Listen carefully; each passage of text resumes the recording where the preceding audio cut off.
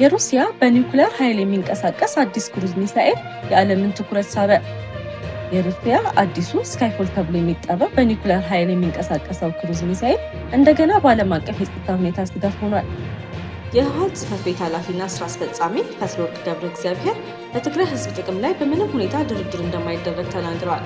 ምንም እንኳን 3 ዓመት ከ8 ወራት በላይ ዘለቀው የፕሪቶሪያው ተኩስ አቁም ስምምነት ተፈርሞ ጊዜያዊ አስተዳደር ቢቋቋምም በትግራይ ህዝብ ላይ ስልታዊ ዘር ማጥፋት ወንጀል ተቀጥሏል ብለዋል። ናሳ ከህዋ የወደቀን ቴሌስኮፕ ቀልቦ የሚይዝ የጠፈር መንኮራኩር አስወንጭፏል።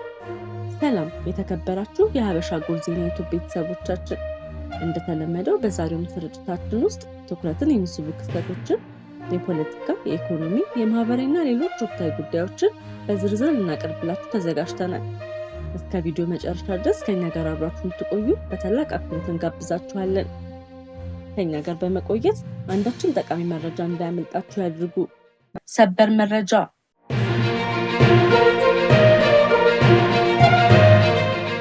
ናሳ ከህዋ የወደቀን ቴሌስኮፕ ቀልቦ የሚይዝ የጠፈር መንኮራኩር አስወንጭፏል። ስዊፍት ኦብዘርቨር የተባለው ቴሌስኮፕ በዩኒቨርስ ከፍተኛ ፍንዳታዎች ከመከሰታቸው በፊት የሚመረምር ነው። በቀጣይ ወራት ውስጥ ግን ወደ ምድር ተምዘግዝጎ በመውደቅ እንደሚጋጭ ተሰግቷል። ናሳ ወደ ህዋ የላከው ሊንክ የተባለው የጠፈር መንኮራኩር አነስተኛውን ቴሌስኮፕ ከምድር ጋር ሳይጋጭ በፊት የሚይዘው ይሆናል። መንኮራኩሩ ሳተላይቱ በሮቦት እጆቹ ቀልቦ ወደ ህዋ እንደሚመልሰውም ተገልጿል። መንኮራኩሩ የተወነጨፈው ትናንትና አርብ ነው። ከዚህ ቀደም እንዲህ ያለ ነገር ተሞክሮ አያውቅም። የህዋ ሳይንቲስቱ ዶክተር ሳይመን በርባር እንዳሉት ከፍተኛ አደጋ ያጠላበት ተልዕኮ ነው።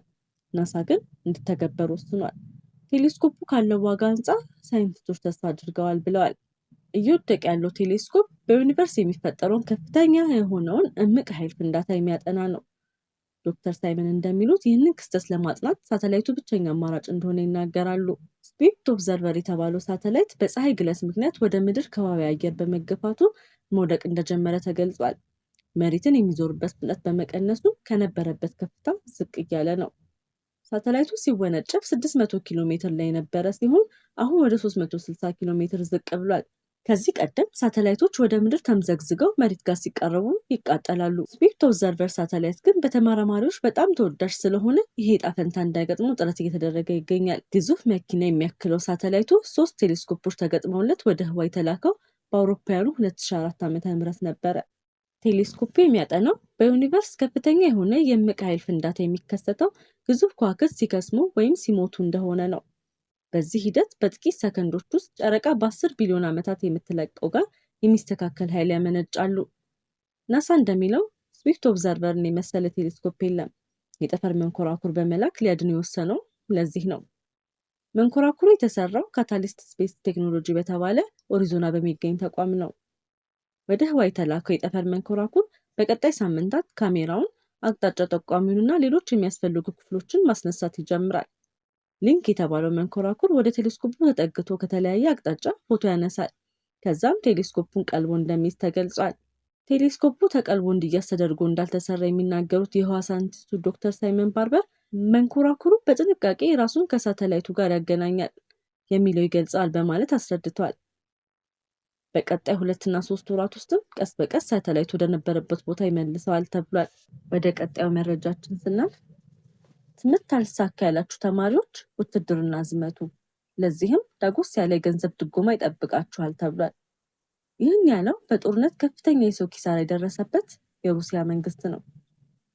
ሩሲያ በዩክሬን ጦርነት የደረሰባትን ኪሳራ ለመካካስ ተማሪዎችን ለውትድርና እየመለመለች ነው። የዩኒቨርሲቲ፣ የቴክኖሎጂ ኮሌጅ እና የሙያ ተማሪዎች ጦሩን እንዲቀላቀሉ የሚያበረታታው የሀገሪቱ ዘመቻ የተጀመረው በዚህ ዓመት አጋማሽ ላይ ነው። ዘመቻው በዋናነት ትኩረት ያደረገው በትምህርታቸው ደካማ የሆኑትን እንዲሁም ከትምህርታቸው እረፍት ለመውሰድ እያሰቡ ያሉ ተማሪዎች ላይ ነው። ምልመላው ሩሲያ በዩክሬን ላይ በከፈተችው ሙሉ ወረራ የሞቱና የተጎዱ ሰዎችን ለመተካት ያለመ ነው። የሩሲያ መከላከያ ሚኒስቴር ባለፈው ዓመት ጥቅምት ወር ላይ ጦሩ በዋናነት እድሜያቸው ከ35 ዓመት በታች የሆኑ ወጣቶች እንደሚፈልግ ተናግረዋል። በሳምንታት ውስጥም ወጣት ተመልማዮች ሂደቱን ይበልጥ እንደሚቀበሉት በማሰብ ምልመላው በመላው ሩሲያ የትምህርት ተቋማት ተጀምሯል። የቢቢሲ ሩሲያ አገልግሎት ያገኘው መረጃ የካቲት ወር መጨረሻ ላይ ቢያንስ በ95 ዩኒቨርሲቲዎችና ኮሌጆች ምልመላ እንደተደረጉ አመልክቷል። ሚያዝያ ወር ላይ የተማሪዎች ጆርናል ለድሮን ኃይሎች ኮታ የተሰጣቸው ዩኒቨርሲቲና የኮሌጆች ቁጥርን ወደ 207 አድርሶታል። ምልመላው በጥንቃቄ የተደረገ ነው። ተማሪዎች ለስልጠናና በድሮን ክፍል ብቻ ለማገልገል ለ1 ዓመት እንዲፈርሙ ተነግሯቸዋል። ከዚህም በተጨማሪ ወደ ትምህርታቸው ከመመለሳቸው በፊት ከፍተኛ ክፍያ እንደሚያገኙና ወሳኝ ቴክኒካዊ ክህሎት እንደሚያገኙ ቃል ተገብቶላቸዋል። በአንዳንድ ዩኒቨርሲቲዎች ተማሪዎች አጠቃላይ ክፍያ ወደ 2ኛ ዲግሪ ትምህርት በቀላሉ መግባትን ወይም የተሻለ መኖሪያን ጨምሮ ተጨማሪ ጥቅማ ጥቅሞች እንደሚሰጣቸው ተነግሯቸዋል። በመዲናዋ ሞስኮ ለተማሪዎች የተበተነ በራሪ ወረቀትም በጎ ፈቃደኞች በመጀመሪያው ዓመት ወደ $57,000 እንደሚሰጣቸው ይገልጻል። ሆኖም የህግ ባለሙያዎችና የመብት ተሟጋቾች እነዚህ ቃል ኪዳኖች ተፈጻሚ ላይሆኑ እንደሚችሉ አስጠንቅቀዋል። በዚህ ሁኔታ ተመልምለው ወደ ጦር ግንባር የተላኩ በርካታ ተማሪዎችም መሞታቸው ተገልጿል።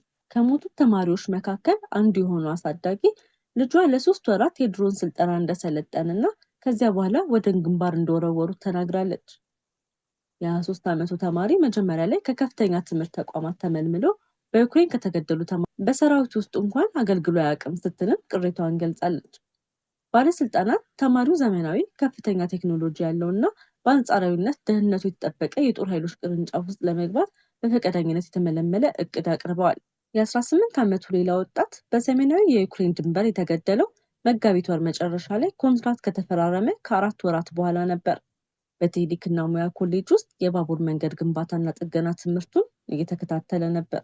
ወጣቱ ከምልመላ በኋላ ድሮን ኦፕሬተር ክፍል ከመግባቱ በፊት ወደ ግንባር ተልኳል። ይህን የመሳሰሉ ብዙ ታሪኮች እየተደመጡ ነው። ሩሲያ በጦርነቱ ከ230,407 ወታደሮችና መኮንኖችን ማጣቷን ቢቢሲ በመቃብር ስፍራዎች፣ የጦር መታሰቢያዎች፣ በመንግስት መረጃዎችና የማስታወሻ ጽሑፎች ትንተናውን አረጋግጧል። ትክክለኛው የሞቱ የሩሲያ ወታደሮች ቁጥር ቢቢሲ ካረጋገጠው እንደሚበልጥ ይታመናል።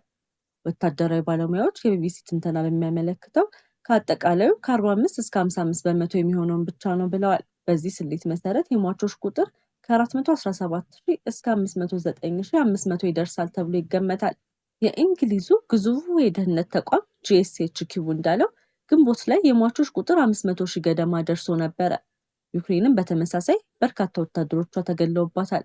ፕሬዝዳንቱ የካቲት ወር ላይ 55,000 ወታደሮች እንደሞቱና በርካቶች እንደጠፉ ገልጸዋል። አንድ የዩክሬን ድረገጽ በአጠቃላይ የሞቱት ወታደሮች 213,000 እንደሚደርሱ ያመለከተ ሲሆን የሟቾች ጉዳት የደረሰባቸውና የጠፉ ወታደሮች ቁጥር ወደ 500,000 እንደሚደርስም ተገልጿል። ወደ ቀጣዩ መረጃችን ስንሸጋገር የህወሓት ጽሕፈት ቤት ኃላፊና ስራ አስፈጻሚ ፈትለወርቅ ገብረ እግዚአብሔር በትግራይ ህዝብ ጥቅም ላይ በምንም ሁኔታ ድርድር እንደማይደረግ ተናግረዋል። በመግለጫቸው ውስጥ ይህ ጉዳይ ለትግራይ ህዝብ ቀይ መስመር መሆኑንም አጠናክረዋል። ምንም እንኳን 3 ዓመት ከ8 ወራት በላይ ዘለቀው የፕሪቶሪያዊ ተኩስ አቁም ስምምነት ተፈርሞ ጊዜያዊ አስተዳደር ቢቋቋምም በትግራይ ህዝብ ላይ ስልታዊ ዘር ማጥፋት ወንጀል ተቀጥሏል ብለዋል። በ2018 ዓ.ም የተኩስ አቁም ስምምነቱን ጥሶ በትግራይ ህዝብ ላይ የድሮን ጥቃቶች ተፈጽሟል። አሁን ደግሞ የኢትዮጵያ መንግስት ወታደሮቹን ከምዕራብ ትግራይ እስከ ምስራቅ ትግራይ እያሰማራ መሆኑን፣ ጦርነት ለመክፈት የተዘጋጀና የታደፈ መሆኑንም ወይዘሮ ፈትለወርቅ ተናግረዋል። ብሔራዊ ክህደት ፈጽሟል ያሉት ቡድን በትግራይ ላይ ጦርነት በማካሄድና በመክፈት የትግራይ ህዝብን ትግል በማዳከም ረገድ ጉልህ ሚና የተጫወተ መሆኑንም አክሏል። በጀት፣ ነዳጅና ሌሎች መሰረታዊ ሸቀጦች ላይ ሁለንተናዊ ክልከላዎችን በማድረግ በትግራይ ህዝብ ላይ ጦርነት ለመክፈት የሚሯሯጠውን ኃይል ትተው አሜሪካና የአውሮፓ ህብረት ለህወሓት የሰጡት መግለጫ በዳይ እያለ ለተበዳይ ተጽዕኖና ጫና ለመፍጠር የተደረገውን ሂደት ተቀባይነት የሌለውና ተገቢ ያልሆነ ነው ሲሉም ተናግሯል። አሜሪካ ሽብር ቀስቃሽ በማለት የቪዛ ማዕቀብ የጣለችው እንደ ግለሰብ ሳይሆን ለፓርቲው መሪዎች የሚጻረር ስለሆነ ይህም አግባብነት የሌለው ነውም ብለዋል። የትግራይ ህዝብና የህወሓት ጥያቄ የራሳቸውን ማስተዳደርና የራሳቸውን እጣ ፈንታ መወሰን ነው። ጫና ማድረግ አያስፈልግም። በዚህም የሚመጣው ለውጥ የለም ብለዋል። የአሜሪካ ጥቅም የሚረጋገጠው ህወሓትን በማስፈራራት ሳይሆን አብሮ በመስራት ነው ሲሉም አክለዋል። የኢትዮጵያ መንግስት ጋር የሚደረገው ውይይት ከኢትዮጵያ ውጭ ወደ ሌላ ሀገር በመሄድ እንጂ ወደ አዲስ አበባ በመሄድ አይደለም። የመሄድ ፍላጎት እንደሌለንም አሳውቀናቸዋል። ስለዚህ የትግራይ ህዝብ መሰረታዊ ፍላጎቶች ላይ አንደራደርም ሲሉም አክለዋል። የአውሮፓ ህብረት ትግራይ ላይ ትይዩ ምክር ቤት አቋቁሟል ብሎ የሰጠው መግለጫ የተሳሳተ መረጃ ነው። በትግራይ ህዝብ የተመረጠ አንድ ምክር ቤት ብቻ ነው ያለው ሲሉም ተናግረዋል። በመላ ኢትዮጵያ ጸረ ሰላም የሚባለው በስልጣን ላይ ያለው ኃይል ነው። ስለዚህ ኢትዮጵያን ከመበታተን እንድትታደጋት በኃይል የሚገዛ የብልጽግና ስርዓት አደብ እንዲገዛ ለዓለም አቀፉ ማህበረሰብ ጫና እንዲያደርግ በተደጋጋሚ ስንገልጽ መተናልም። ነገር ግን በተደጋጋሚ ጥያቄዎቻችን ምላሽ አላገኘንም ብለዋል። በተለያዩ የሚዲያ ተቋማት የወጣቶች አፈሳ እየተካሄደ ነው ተብሎ የተሰራጨ ያለው ሆን ተብሎ የትግራይን ትግል ለማዳከም ህዝቡን ለማሸበር የተሰራ ሴራ ነው ሲሉም መረጃውን አጣጥለውታል። በትግራይ ውስጥ ሌላ ሽብርተኝነት ለመፍጠር ያለመ ነውም ብለዋል። በይደር ይቆይ የተባለው መንግስት ወደ ስራ መመለሱ በህዝቡ፣ በሰራዊቱ፣ በመንግስትና በህወሓት መካከል ያለውን መናበብ በጥሩ ሁኔታ ላይ እንደሚገኝና እየሄደ እንዳለም አመላክተዋል። በከፍተኛ ችግር ውስጥ ያሉ ተፈናቃዮች በተቻለ ፍጥነት በአጭር ጊዜ መፍትሄ ማግኘት እንዳለባቸውም አስገንዝበዋል። የትግራይን ህዝብ ህልውና ለማረጋገጥ ያለው አማራጭ ታግለክ ማሸነፍ ስለሆነ ሁሉም አንድነታቸውን አጠናክሮ ሊታገል ይገባል ሲሉ ጥሪ አቅርበዋል። እስካሁን በዚህ በተጠቀሰው መግለጫ ላይ ከፌዴራል መንግስት ቀጥተኛና ይፋዊ ምላሽ መውጣቱ አልተረጋገጠም። በአጠቃላይ መንግስት የፕሪቶሪያው ስምምነት በመተግበር ልዩነቶችን በሰላማዊ ውይይት እንዲፈቱ ሲገልጽ ቆይቷል። የፖለቲካ ተንታኞች ይህን መግለጫ በተለያየ መንገድ ይተነትናሉ። አንዳንዶች ህወሓት ለደጋፊዎቹ ጠንካራ የፖለቲካ መልእክት ለማስተላለፍ የተናገረው ነው ይላሉ። ሌሎች ደግሞ ይህ መግለጫ ወደፊት ድርድሮች ላይ የመደራደር ቦታ ሊያጠብ ይችላል በማለትም ያስጠነቅቃሉ። ይህ በእንዲህ እንዳለ የተለያዩ ሀያላን ሀገራት እንደተለመደው አቋማቸውን አሳይተዋል።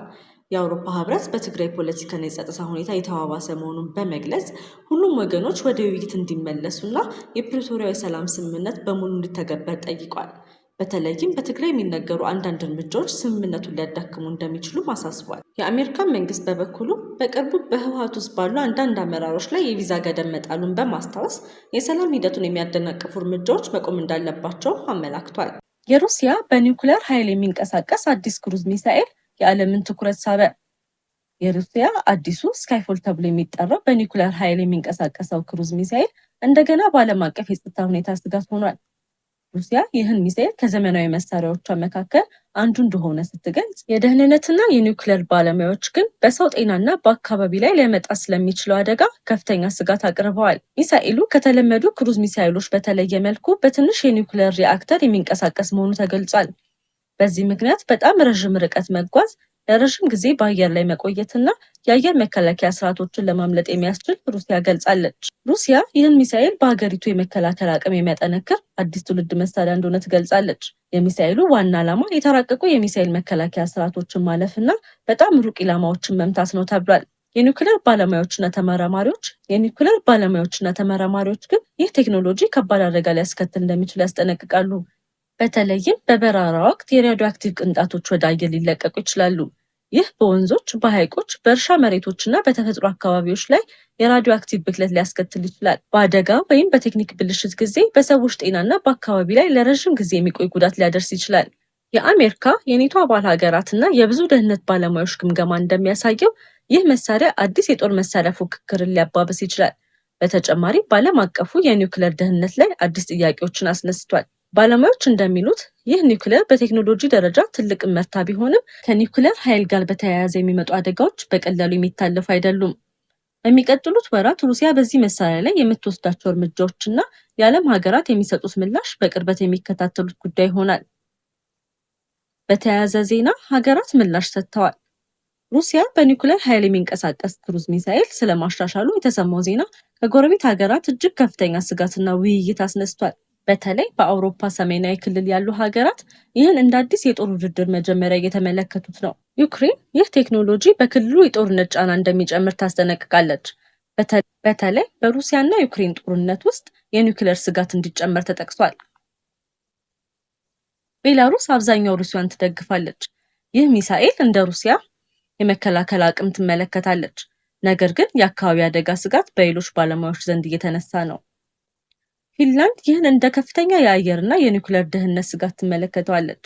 በሰሜን አውሮፓ የጦር ሚዛን ሊቀየር እንደሚችልም ትጠቁማለች። ስዊድን ይህን ፕሮግራም እንደ አዲስ የጦር ፉክክር መነሻ ትመለከተዋለች።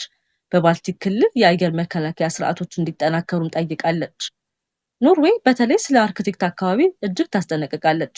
የኒውክሌር ብክለት ወደ ባህር ሊወርድ እንደሚችልም ትገልጻለች። ይህ በአካባቢ ስነ ምህዳር ላይ ከባድ ተጽዕኖ ሊያመጣ ይችላል። በመጨረሻም በአጠቃላይ ሩሲያ እያሳየችው ያለችው በኒውክሌር ኃይል የሚንቀሳቀስ ክሩዝ ሚሳኤል ጉዳይ ከቀላል የጦር ቴክኖሎጂ ዜና በላይ በመሆን ዓለም አቀፍ ጸጥታ ሚዛንን እየቀየረ ያለ ጉዳይ ሆኗል። ይህ ቴክኖሎጂ በንድፈ ሐሳብ ደረጃ በጣም ረዥም ርቀት ለመጓዝ፣ በአየር ላይ ረዥም ጊዜ ለመቆየትና የተራቀቁ የአየር መከላከያ ስርዓቶችን ለማለፍ የሚችል እንደሆነ ቢገለጽም በሳይንስና በደህንነት ማህበረሰብ ዘንድ ግን ከፍተኛ ፉክክር አስነስቷል። ከአንድ በኩል ሩሲያ ይህን ሚሳኤል እንደ ዘመናዊ መከላከያ አቅም ማሻሻያና የስትራቴጂካዊ ሚዛን ማስጠበቂያ መሳሪያ ትቆጥራለች። በሌላ በኩል ግን ዩክሬንን ጨምሮ የኔቶ አባል ሀገራትና ሰሜናዊ አውሮፓ ሀገራት ይህን እንደ አዲስ የጦር ውድድር መነሻና የክልላዊ ጸጥታ ስጋት ይመለከቱታል።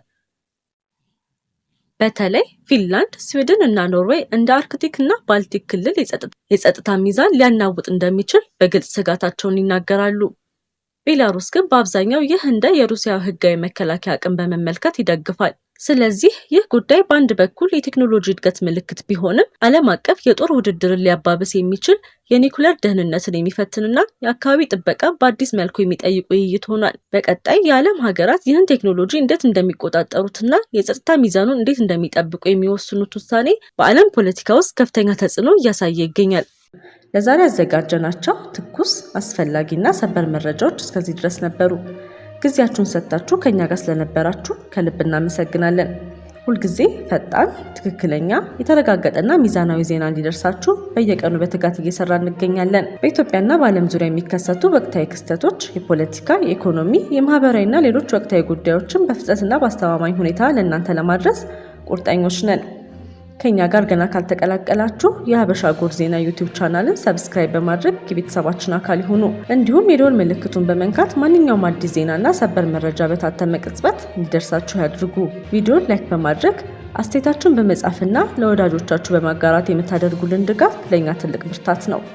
ስለምትከታተሉና ስለምትተማመኑብን ከልብ እናመሰግናለን። ሀበሻ ጎልድ ዜና፣ ፈጣን፣ ተአማኒና የተረጋገጠ መረጃ የሚገኝበት አድራሻ። እስከምንገናኝ ድረስ ሰላምና ጤና ከእናንተ ጋር ይሁን።